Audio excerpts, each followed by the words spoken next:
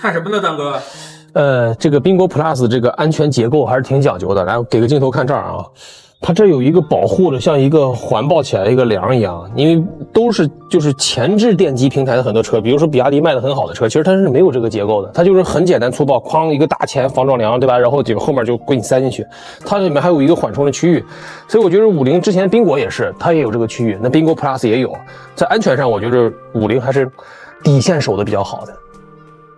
7到10万元的购车预算，如果你要买一个纯电那种代步车的话，我建议你再等一等。为什么？因为50的宾果 Plus 这个车马上就要跟我们见面了。我们先说啊，宾果 Plus 何为 Plus？ 和3个车比，一个是自家的宾果，一个是目前比亚迪的荣耀版的海豚刚刚降价了，以及还没有降价的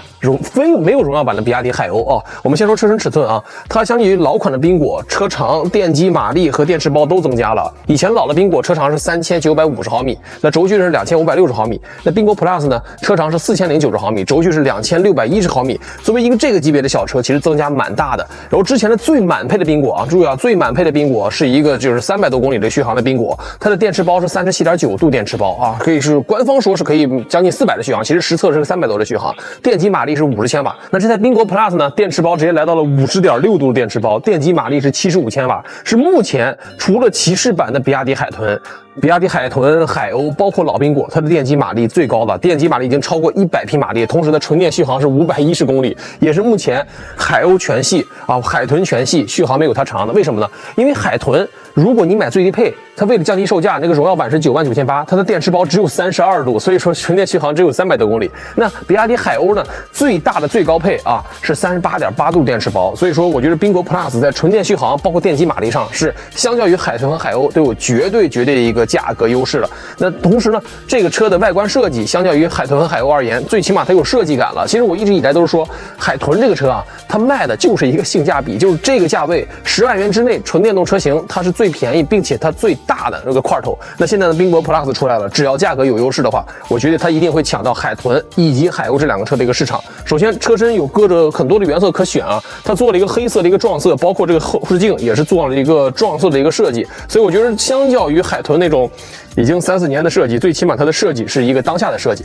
那接下来我们到车内给大家聊聊啊，宾果 Plus 不光是车身尺寸增加了，电机马力增加了，包括轴距、空间、续航都增加了，它的很多细分的小配置也是更加实用和人性化了。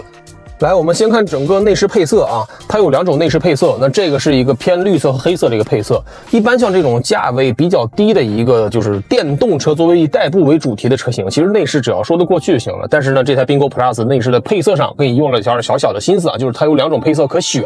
同时呢，采用了这个怀档的设计。我们回顾一下啊，比亚迪的海豚、海鸥是一个小推杆，在这个位置，对不对？就是你要看这个地方才能换挡。那它的老的宾果呢，是一个旋钮换挡。就这3款车，刚才我提的，它自家的车和比亚迪那2个车型都是要看着这个换挡才能换上档的。那换了怀档之后，会更加的直观啊，有点像开一个小号迷你奔驰的一个感觉了。同时保留了一个我非常喜欢的点啊，就是这个空调的风量以及温度是可以有一个物理的滚轴是进行调节的，非常的实用。还有一键的快速除霜啊，以及就是直接的电动后视镜的一个调节，这些都是相较于我刚才提的那3个车型中，它的使用便利度是最好的。同时呢，整车有23处储物空间啊，这个门板上可放的水的数量，包括这个地方储物空间是非常大的。然后这是2个杯架啊，虽然这是2个杯架，但是这个地方有一个小小的一个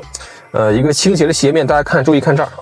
它可以把手机直接放在这儿，就是如果你觉得是你的朋友约你去吃饭，给你了个微信定位，你用手机直接导航，这个位置是刚好可以看到的，这个视觉感是非常棒的，就不用，因为这个价位的车型，咱说什么手机投屏啊，或者智能车机，其实都没有手机上的更新的快。那这个时候，其实这个已经非常实用了。同时，它也有内置的一些车载地图，也支持语音交互。所以我觉得宾果 Plus 这个车的内饰，相较于宾果而言，最起码它改变很多。那相较于比亚迪海鸥、海豚而言，它明显是这个时代该有的产物啊。那前排座椅很有意思啊，做了一个一体式的一个座椅的一个，虽然它不是一体式的同椅的设定，但是最起码运动氛围出来了，而且呢有点那种小的那种防滑的翻毛皮的感觉，以及这种打孔的仿皮材质。主驾驶位呢还有一个电动座椅的功能。那这些对于这个价位的电动车而言，都算是比较高级的配置了。那接下来咱们聊到后排乘坐体验啊，轴距是2610毫米，介乎于现款的海鸥和海豚之间，比宾果肯定是要大。我们看看后排乘坐体验究竟如何。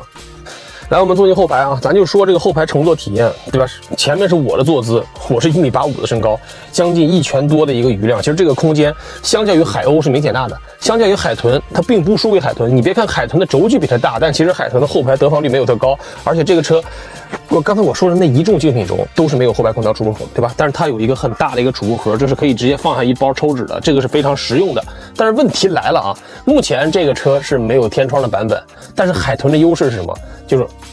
我有全景天幕了，对不对？海豚是有全景天幕，但是海鸥也是全系没有天窗的，所以我很好奇问一下大家，你们觉得这个价位电动车天窗或者天幕到底是不是一个刚需的配置？那最后我再跟大家说一下啊，这个车呢是一个5门4座车，注意啊，这只能坐2个人啊，如果中间坐人的话，你就属于超载行为了。那最后给大家看看这个车的后备箱的装载能力，这是台缤果 Plus 加大加长最核心的地方。来到车尾啊，是不是有点小号扰流板设计的感觉？有点小设计啊，我们不说功能性啊。打开这个地方，掀开，很贴心的啊。这个价位的很多电动车都是一个没有特别细腻的配置，比如这个地方有一个小凹槽，比如说女孩身高不高，可以直接扣上来。但是基本上市面所有电动车都是要这样扣，对不对？如果你下面比如外头下着雨，或者车子好几天没洗，其实不是特别的体面啊。然后这个储物空间是这样的啊，它上面是有一个储物盖板的，下面是一个沉下去的啊，是可以放6个20寸行李箱的。行李箱我觉得不够直观，那我1.85米是吧？现在我的体重发福了一点，我已经来到160斤了，我给大家看看我能不能坐进去啊。首先非常的简单啊，看到了吗？哎，我这个人是可以直接坐在这个后面的，所以它的后备箱的装载能力是非常之可观的。就相较于海豚和海鸥，它的后备箱是更能装的。那最后就一个问题，我们等待一下缤果 Plus 这个车究竟卖多少钱？如果缤果 Plus 这个价格刚好介乎于海鸥以及荣耀版的海豚之间的话，这台车咱就说电机马力，咱就说空间实用性上是有绝对杀伤力的。啊，要干嘛？